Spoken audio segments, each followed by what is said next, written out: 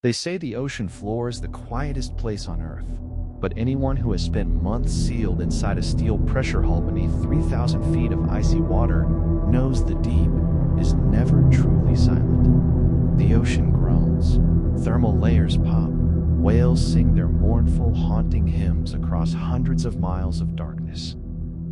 You learn to read those sounds. They become your heartbeat. But in the late autumn of 1986, while stationed aboard the USS Proteus, a deep-sea oceanic research and acoustic surveillance vessel anchored in the North Atlantic, I heard a sound that no sonar operator is ever trained to face, a sound that defied physics, time, and human survival. My name is Arthur Pendleton. In 1986, I was a chief acoustic analyst for naval intelligence. Our mission was classified: map the hydroacoustic pathways of the North Atlantic trench systems, and listen for Soviet ballistic submarines slipping through the GIUK gap. We were anchored near Trench 9, a sheer, abyss-like rift plunging over 20,000 feet into total blackness, a place where sunlight died millions of years ago. It was 2:15 a.m. on November 14th. The ship was quiet, humming with the low, rhythmic vibration of the diesel generators. The acoustic lab was bathed in the faint green glow of oscilloscope screens and waterfall audio displays. I was wearing my heavy leather headphones, monitoring hydrophone array 4. A string of ultra-sensitive underwater microphones dropped deep into the thermal layers of Trench 9. The hydrophones recorded the usual background static of the abyss, the crushing weight of the water. Then, out of the flatline frequency, it started. It was faint. A sharp, metallic impulse cutting through the low-frequency rumble. I adjusted the gain on the amplifier, leaning closer to the console. Precisely 7 seconds later, not the organic click of a sperm whale or the shifting of tectonic plates. It was an active hydroacoustic pulse, a naval active sonar ping. "What do you have, Artie?" asked Lieutenant Miller, stepping into the dark sound shack with a steaming mug of black coffee. "Got an active sonar pulse at 107 Hz, I replied, my eyes fixed on the waterfall display as a bright green line cascaded down the screen. "It's coming from inside Trench 9, bearing 184 degrees. Miller frowned, setting his mug down. 107 Hz? That's an archaic frequency. The Navy phased out low-band pings like that in the late 1950s. Must be a ghost reflection from a surface merchant." "It's not a reflection, sir," I said, hitting the audio filter. "Look at the signal strength. It's coming from bottom depth, 14,000 feet down." I brought the audio up on the room's overhead speakers. The entire sonar shack filled with the cold, wet echo of the abyss. Then came the second sound. A sharp, rhythmic, steel-on-steel impact. 3 distinct blows. A pause. 3 more blows. My skin prickled. Every sailor knows that pattern. It was the International Underwater Distress Signal. Manual hull tapping. Someone was inside a pressure hull at the bottom of the Atlantic, beating a wrench against the iron walls. "Isolate the acoustic signature," Miller ordered, his tone suddenly stripped of all casualness. "Run it through the naval database. See if there's any registered wreckage at those coordinates." I fed the acoustic profile into our main mainframe. The computer whirred, magnetic tape spinning as it cross-referenced 40 years of naval loss registries. While the computer processed, I pulled the signal's Doppler shift to calculate motion. What I saw made my pulse freeze in my throat. The contact wasn't stationary on the trench floor. It was rising. Slowly, methodically, ascending from 14,000 feet without ballast blow noise, without engine cavitation. Just a dead, silent weight climbing straight up out of the Earth's deepest wound. A high-pitched tone chimed on the terminal. The database match flashed across the amber monitor in blocky, glowing text. Identification: USS Kestrel, SS-312. Class: Below-class submarine. Status: lost with all hands. October 1956. Last known position: Trench 9. The air in the sonar shack felt instantly suffocating. The USS Kestrel was a post-World War II diesel submarine that vanished 30 years prior during a routine patrol. Her pressure hull had imploded under the extreme depths of Trench 9. All 54 crew members had been declared dead in 1956. "That's impossible," Miller whispered, staring at the screen. "A Baleo-class hull crushes at 900 feet. If she went down in Trench 9, she was crushed into a tin can 30 years ago. There's no one alive down there." The sound was louder now, much louder. I put my headphones back on, my hands trembling as I adjusted the hydrophone array's direction. That's when I heard the third layer of the recording, a faint, static-laced audio transmission riding along the sonar carrier wave. I ran the audio through the noise cancellation filter. The mechanical hiss cleared away, and a human voice emerged from the abyss. It was raspy, wet, and echoing as if spoken inside a flooded steel chamber. "Control. This is Executive Officer Vance aboard Kestrel. We have lost depth control. Water entering the battery bay. Requesting immediate surface assistance." Miller grabbed the edge of my console, his knuckles turning white. "That's a loop. It has to be an old radio recording bouncing off a thermal layer." "Sir," I said, my voice cracking as I pointed to the motion tracker on my screen. "The signal isn't a bounce. Whatever is transmitting that message is now at 2,000 feet, and it's coming straight up toward our hull. 2,000 feet, 1,500 feet, 800 feet. The depth sounder was dropping like a stone in reverse. On the waterfall display, the thick, bright green streak of the contact wasn't just climbing, it was accelerating. And yet, there was no sound of a propeller, no ballast tanks blowing air, no mechanical churn of an engine, just that relentless, rhythmic hull tapping and the agonizing wet breathing riding the static of the radio line. "Sound General Quarters," Miller breathed, his face drained of all color. "Get the captain to the bridge. Now." The alarm klaxons blared across the USS Proteus, its harsh red emergency lights bathing the steel corridors in a bloody glow. Boots thundered down the iron ladders as sleep-deprived sailors scrambled to their stations. On the surface, a brutal North Atlantic storm was raging. 30-foot swells crashed against our hull, and freezing rain lashed the weather decks.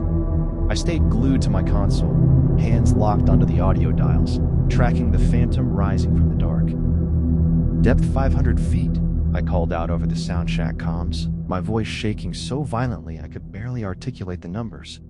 400 feet, 300. "Sir, it's breaking the thermal layer." Captain Harrison burst into the sound shack, his heavy coat soaked from the rain on the bridge. "Report. What do we have, Miller? Soviet hunter-killer?" "No, Captain," Miller stammered, pointing at the amber terminal. It's matching the acoustic signature of the USS Kestrel, the submarine that sank in '56. "Don't be ridiculous," Harrison snapped. "That ship is 4 miles under." "Depth 200 feet, 100 feet, 50 feet. "Target is surfacing!" I screamed, pulling my headphones off as a deafening feedback squeal tore through the speakers. "Bearing 184! Right on our starboard quarter." Captain Harrison, Miller, and I scrambled out of the sonar shack, charging up the steep steel steps to the open bridge deck. The wind howled like a dying animal, spraying ice-cold salt water directly into our faces. The ocean around us was pitch black, churned into violent white foam by the tempest. Harrison grabbed a high-powered searchlight, aiming its blinding white beam across the roaring waves toward our starboard side. The searchlight beam cut through the thick rain, illuminating the surging black water. Then, the ocean split open. With a sickening, guttural roar of displaced water, a massive, rusted iron shape crested the waves. Water cascaded off its jagged, corroded superstructure in heavy, black sheets. It was a submarine, but it wasn't a ship that belonged in our world anymore.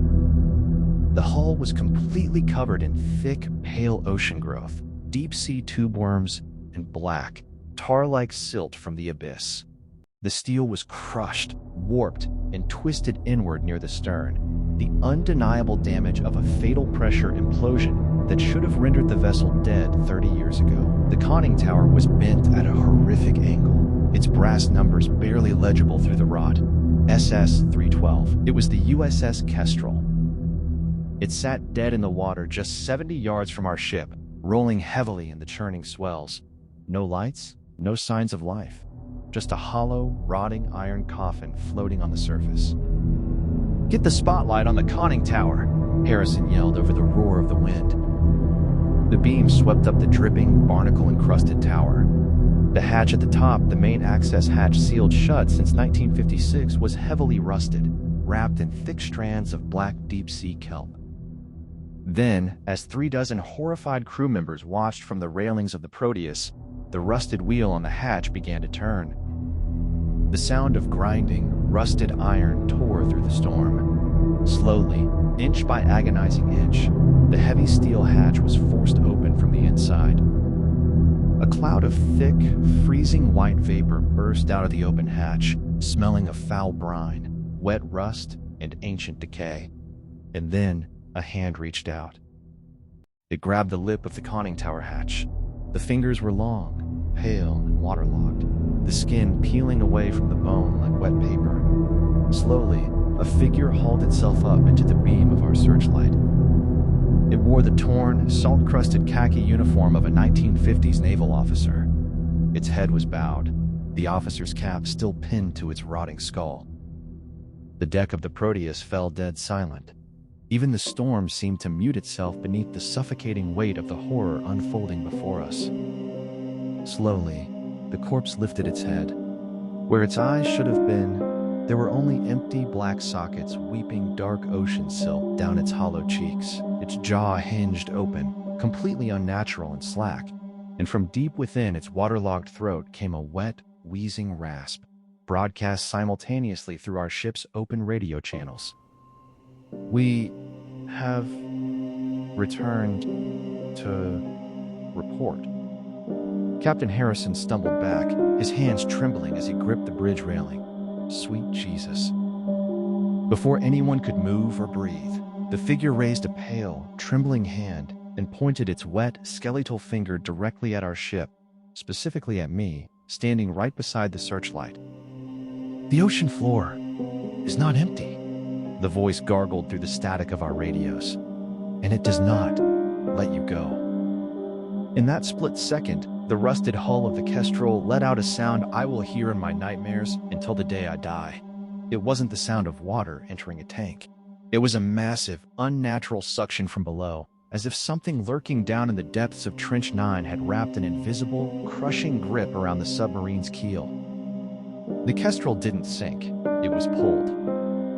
With a violent, violent jerk, the entire 3,000-ton submarine was dragged straight down into the ocean at impossible speed. The water swallowed it whole in less than 3 seconds, creating a massive whirlpool that nearly listed the Proteus on its side.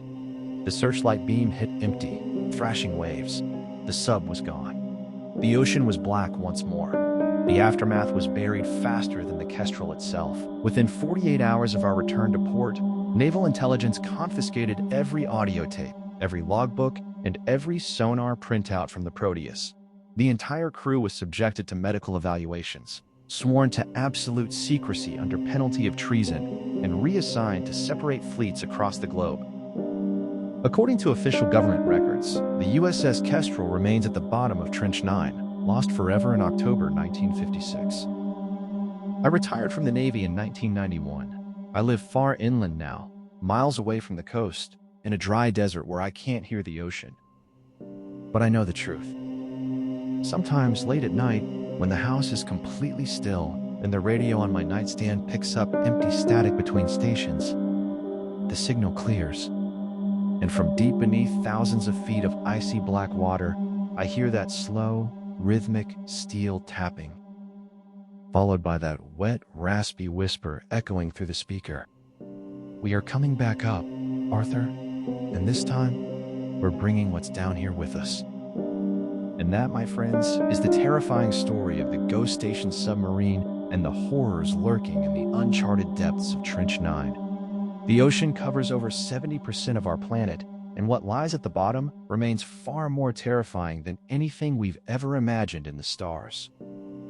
If you have a story, a strange encounter, or an unexplained audio recording from your time at sea, on the road, or in the wilderness, send it to our email listed in the description below. We would love to feature your experience in our upcoming episodes.